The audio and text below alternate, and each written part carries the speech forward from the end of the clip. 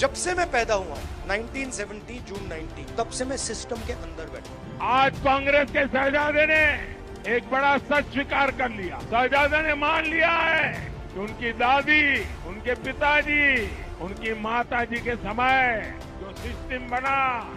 लोकसभा चुनाव 2024 के नतीजे देश के सामने आ गए हैं, लेकिन ये खबर नतीजों की नहीं है। आपने बहुत खबर देख ली होगी, बल्कि ये खबर राहुल गांधी के बढ़ते कद की है। क्योंकि भले ही इंडिया गठबंधन की सरकार नहीं बन रही हो, लेकिन राहुल को नेशनल लेवल पर जो अप्रिसिएशन मिल रहा है और वो ऐसे नेता के तौर पर उठ खड़े हुए हैं जो 2 बार बहुमत हासिल करने वाली पार्टी का मुकाबला कर सकते हैं। जब ये चुनाव इतना ड्रामेटिक था तो जाहिर सी बात है कि कुछ रिकॉर्ड्स और कुछ पहली बार की कहानियां जरूर होंगी। आइए एक एक करके इनको जानते हैं। नतीजों में बीजेपी को 240 सीटें मिली। बीजेपी का प्रदर्शन 2019 की तुलना में बेहद खराब रहा। उधर लोकसभा चुनाव 2024 के नतीजे में जो कांग्रेस है उसकी झोली में खुशियों की सौगात आई। कांग्रेस और इंडिया गठबंधन अलायंस भले ही सरकार बनाने की स्थिति में ना हो, लेकिन कांग्रेस के ग्राफ में जो सीटों का उछाल आया है उससे कांग्रेस की जो खोई हुई जमीन है वो काफी हद तक वापस आ गई है।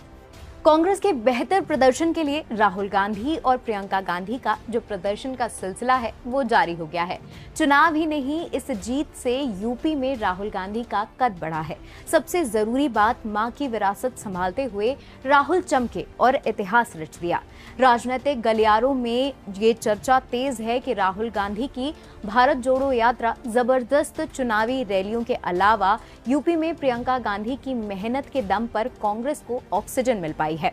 कांग्रेस अपना वजूद बचाने में सफल रही। दरअसल 2023 में मध्य प्रदेश, राजस्थान और छत्तीसगढ़ के विधानसभा चुनाव में कांग्रेस को मिली करारी शिकस्त के बाद कांग्रेस पर लोकसभा चुनाव में बेहतर नतीजों का प्रेशर बन गया था।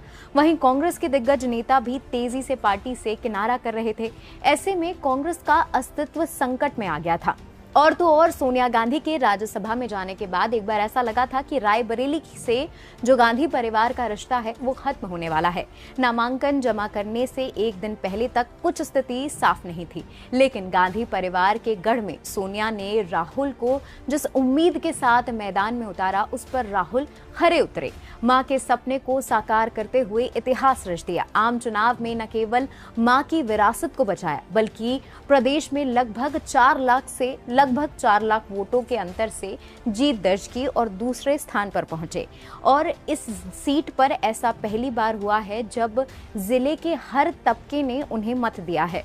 94% बूथों पर राहुल को जीत हासिल हुई है और लोगों ने इस संबंध में पहले जैसे प्रयास किया था या कयास लगाए थे वो सफल होते नजर आ रहे हैं। आपकी जानकारी के लिए बता दें कि गांधी परिवार 1952 से रायबरेली सीट से जीतता आ रहा है।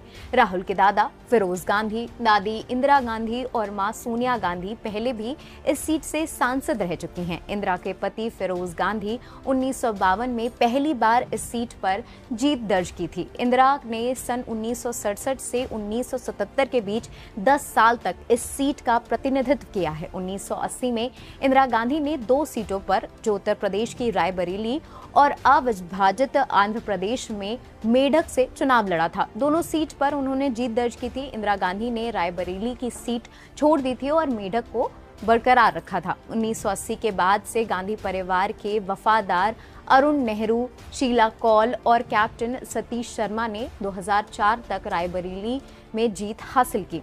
उसके बाद सोनिया गांधी यहां से चुनाव लड़ती रही। 2019 तक वो सांसद रहीं। 2024 में राहुल गांधी ने यहां से जीत हासिल की। सोनिया गांधी ने राज्यसभा जाने के बाद रायबरेली की जनता को एक चिट्ठी लिखी थी। उसमें सोनिया ने कांग्रेस और गांधी परिवार को हमेशा समर्थन और प्यार देने के लिए जनता का धन्यवाद किया था। साथ ही कहा था वो कभी रायबरेली से जुदा नहीं होंगे। सोनिया गांधी 2024 लोकसभा चुनाव के दौरान रायबरेली में इकलौती रैली की। उन्होंने जनता से अपील करते हुए उन्होंने कहा कि वो अपना बेटा रायबरेली की जनता को सौंप रही हैं।